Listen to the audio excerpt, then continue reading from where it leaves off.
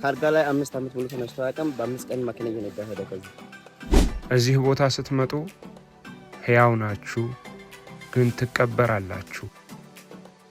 መቶ ሳይድን የሄደ ሰው አለ? የለም። መብሰል እኮ የሚቀረን ስንት ዲግሪ? 32 ዲግሪ ነው ማለት ነው።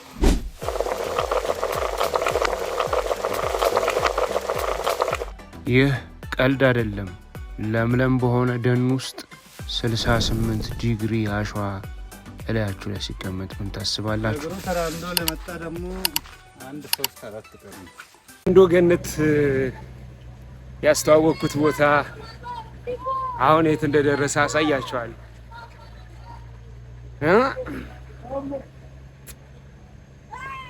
sometimes I feel proud really ቱሪዝም ላይ ያሰብኳቸው ይሄ ነገር እንደዚህ ቢሆን ብዬ ካሰብኳቸው ከተሳኩልኝ ህልሞች አንዱ ወንዶ ገነትን አስተዋውቄ በጣም ብዙ ሰዎች መተው ታክመው ድነው መስማቴ ቴክስት ተደርጎልኝ ብዙ ሰው ደውሎ አመስግኖኝም ጭምር ነውና አሁን ያለው ጥኖ ማሳያችሁ በጣም ደስተኛ ነኝ። በእነዚህ አይነት ነገሮች የሥራ ውጤታችሁ፣ ልፋታችሁ፣ ሐሳባችሁ የሆነ ደረጃ ሲደርስ ደስ ይላልና እኔው የጫት ማሳ ነው የምታዩት በሙሉ ይሄ ቃሚዎች ይወላችሁ ሁሉ የጫት ማሳ ነው። በለጮ የሚባለው ማለት ነው። የሲዳማ በለጮ አይደል? የሲዳማው በለጮ እና ወንዶ ገነት ነው ያለሁት። ሰላም ፍቅር ከሆነ በጣም ከሚያምር አረንጓዴ ምድር ነው ያለሁት። አሳያችሁ እስቲ።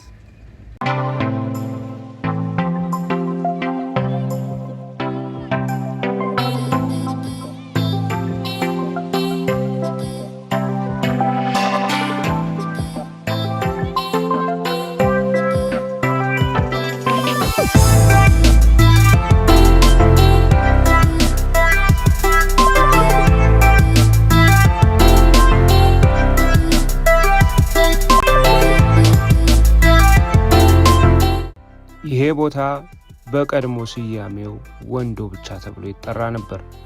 በ1960ዎቹ አፄ ኃይለ ሥላሴ ወደዚህ አካባቢ ከመጡ በኋላ ውበቱን፣ ተፈጥሮውን፣ ፍሎዋውን፣ ፏፏቴውን ይህን ሁሉ ነገር ሲያዩ ይሄማ ገነት ነው ብለው ወንዶ ገነት እንዳሏት ይነገርላታል።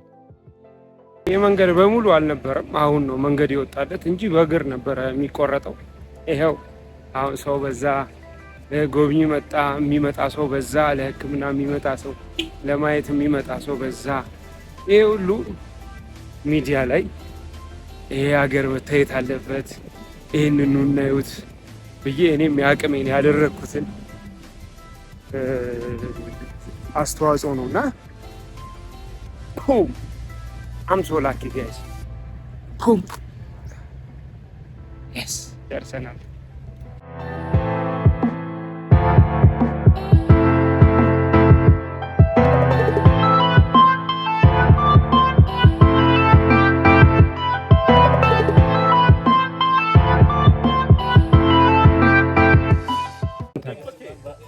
እንግዲህ የዛኔ እኔ ስሰራ እዚህ ስመጣ በተለይ ኢቢኤስ እያለሁ ሳስተዋውቅላችሁ ምንም ነገር አልነበረም።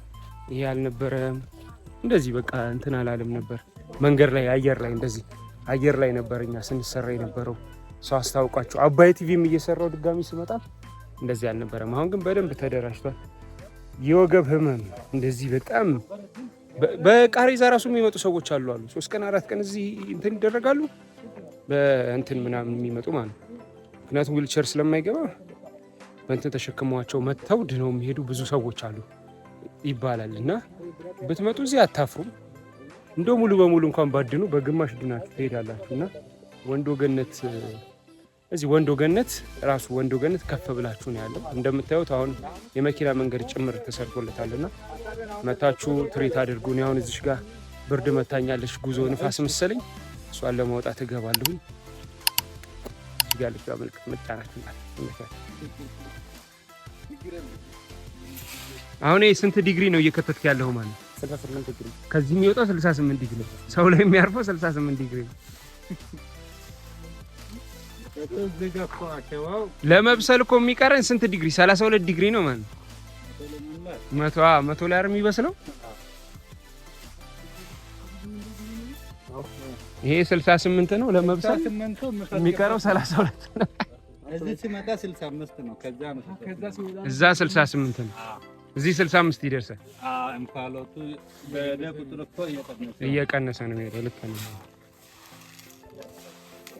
አሁን ይሄን እያስገባችሁት ነው። እኔ ላይ የሚደረገው ይሄ ነው ማለት ኦኬ። ምን አይነት ሰዎች ይመጣሉ እዚህ ለመዳን? በጣም በነርቭ በደርስ በቃ ፓራላይዝ ሆኑ በቀረዛ በቪልቸሩላ እስከ 4-5 ዓመት ቤት ሽባ ሆኑት ካልጋላ ተነስተው ማለት ነው። 7 ቀን በፈጅ በጣም ቆየ ቢባል 7 ቀን ነው። ለ4 ዓመት ሽባ ሆኖ ቤት በሰው እርዳታ ለምንቀሳቀስ በእግሩ ተራምዶ ለመጣ ደግሞ 1-3-4 ቀን ነው። እንደ በሽታው አንድ ሰው ዳናል ሰው አለ ከአሜሪካ የሚመጣ ካልጋ ላይ 5 ዓመት ሙሉ ተነስቶ አያውቅም። በ5 ቀን መኪና እየነዳ ሄደ። ከዚህ በ5ኛ ቀን በየአመቱ ደግሞ የዳንኩበት ቦታ ነው ብሎ ካምፓራ ያደርጋል። እዚህ ጋር እንትን የሚያደርግ ሰው አለ መጥቶ ሳይድን የሄደ ሰው አለ? የለም። አንድ ሰውም የለም። አልዳንኩም ብሎ ሄደማ። የቼልሲ ዳኛው ነበረ፣ እሱ መጥቶ ታክሞ ሄዷል። ቼልሲ ዳኛ ማን ነው? የቼልሲ አሰልጣኛቸው። ኦኬ። ተሳጫዋቹ እሱንም መዝጋና ቀርባለሁ ብሎ በዛ ቀራሱ። ፈረንጅ ነው? አዎ ፈረንጅ ነው። የቼልሲ እኮ ነው። ቼልሲ እንግሊዝ ነው እኮ አይደል? እንደለም ነው።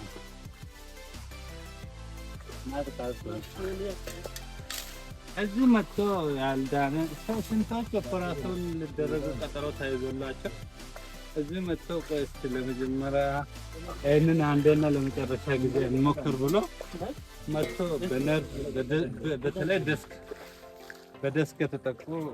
ያው እንግዲህ ብራዘር ትንሽ ወደ ስለነት መቼ ሳልሞትማ ሞቶም ጣት ሞቶም ወደዚህ ተከለ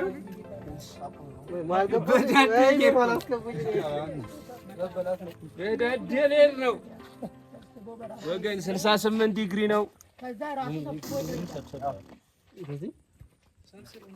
እጅን ወልታች አርጎ በቤት መኪና ማረሊቷቸው ይመጣ በዶልፊን ሁለት ዶልፊን ራሱ መኪና ኢናይኖ አለ ጉራጌ ወይኔ ማሚኔም አውቀዋለሁ ነው ሙሉት እኔ አውቀዋለሁ። አይዞ ጠንከር እኔ ሴቷም ትያለሁ አንተ እንደ እኔ አልዋጋ ሴቶ እንደለውም የለውም። እኔ እንደዚህ አይነት ነገር በጾታ የሚነገር ነገር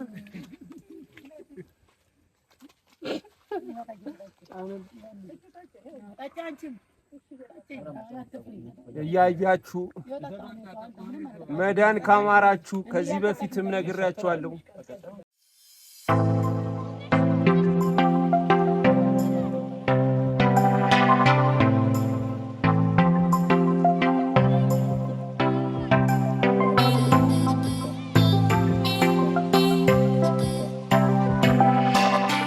በወንዶ ገነት የሚገኘው ይህ የአሸዋ ባዝ ሰልፈር፣ ማግኒዥየም፣ ካልሲየም ባሉ የተፈጥሮ ማዕድናት የበለጸገ ነው። ሰውነት በሙቀት ምክንያት በሚያገኝበት ጊዜ እነዚህ ማዕድናት ከቆዳዎቻችን ጋር በመገናኘት እብጠትን፣ የቆዳ ህመምን ለመቀነስ ይረዳሉ።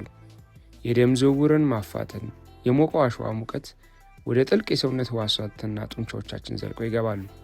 ይህም የደም ስሮችን በማስፋት ከፍተኛ የደምና የኦክሲጅን ዝውውር እንዲኖር ያደርጋል። የመገጣጠሚያ መኮማተርን፣ የጡንቻ ህመምን በፍጥነት ያዝናናል። ያም ታሞ የመጡ ሰዎች፣ ችግር ላይ ያሉ ሰዎች፣ ወገቤ፣ እጄን፣ እግሬን የሚሉ ሰዎች ትልቅ መፍትሄና እፎይታን እንደሚሰጥ ሳይንስ ይናገራል። ለነገስታት፣ ለበላይ አካላት መዝናኛና አካል ማደሻ ሆኖ ያገለግል ነበረ። ፉልሃን፣ እንፋሎትና የሞቀ አሸዋ ህክምና በአንድ ላይ ያዘ። ይህ ድንቅ ተፈጥሮ ደግሞ ያለው ወንዶ ገነት ላይ ነው። ስለዚህ ቤተሰቦቻችሁን፣ ወዳጃችሁን፣ ዘመዳችሁን እንደዚህ የሚሰቃይ ሰው ካለ እባካችሁ ከአዲስ አበባና አቅራቢያው ላይ ካሉ ማያ ሪፍሌክሶሎጂ ስፓ ፒያሳ ያለው መታችሁ ብታናግሯቸው፣ አንደኛ ሪፍሌክሶሎጂ ታገኛላችሁ፣ ሁለተኛ ወደዚህ የሚገፋ ጉዳይ ካለ ራሱ ማያ ሪፍሌክሶሎጂ ስፓ እነዚህ ነገሮች የሚያዘጋጅ ስለሆነ ወደ ማያ ሪፍሌክሶሎጂ ስፓ በ0976 000076 በመደወል መታችሁ በዚህ መዳን ትችላላችሁ።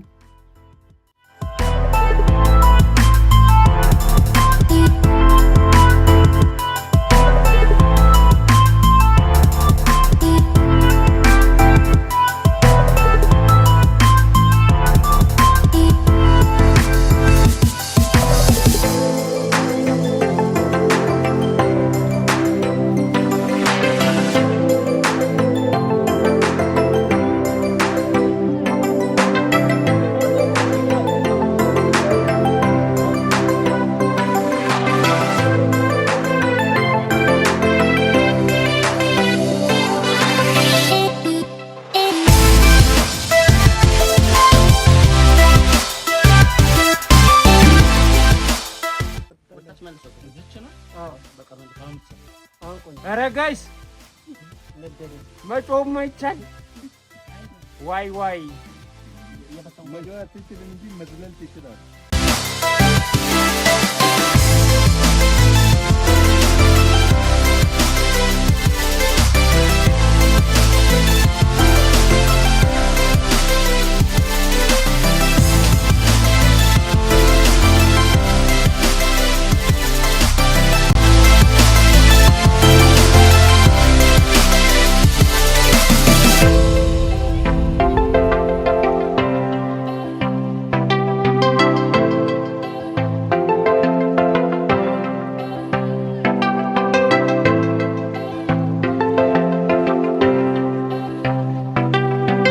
ትቀበራላችሁ ግን ትድናላችሁ። እንደሚነግሯችሁ ደግሞ ምንም አይነት በሽታ ካለባችሁ ማለት ነው ነርቭ በሉት ባክቦን በሉት ምንድን ነው ንገሩኝ እስኪ። ነርቭ ዲስክ ብርድ ቁርጥማት የኔ ብርድ ነው። ብርድና ዲስኬ እንግዲህ ሙድ እየያዘውን ምን ይሁን እንጃ።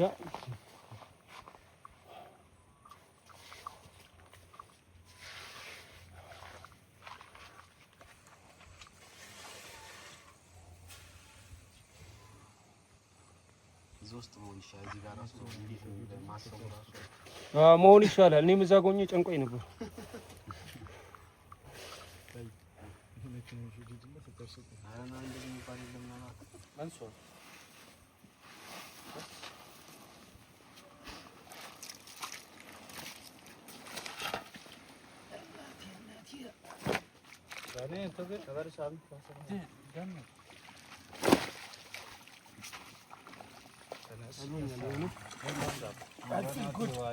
I feel good ወገን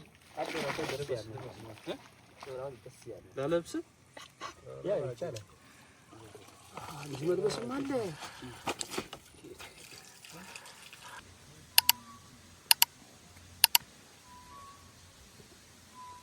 ጋይስ ይሄንን ይመስላል እንግዲህ። ደክሞኛል፣ በጣም ያደክማል ትንሽ። ያው ሙቅ ውሃው ታጠብን ምናምን ፈታ አልን ተፍታ አልን። ይኸው ማድርበት ግቢ